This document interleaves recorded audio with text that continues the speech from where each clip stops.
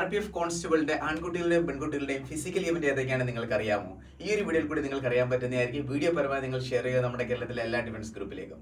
Cadets, അപ്പോൾ നമുക്ക് ആൺകുട്ടികളുടെ ഇവന്റ് നോക്കാം. ആൺകുട്ടികളുടെ ഫസ്റ്റ് ഇവന്റ് 1100 മീറ്റർ റണ്ണിംഗ് ആണ്. 1100 മീറ്റർ റണ്ണിംഗ് ഇവർക്ക് പാസ് ആവണമെന്നുണ്ടെങ്കിൽ 5 മിനിറ്റ് 45 സെക്കൻഡിൽ ഓടിയെത്തിയിരിക്കണം.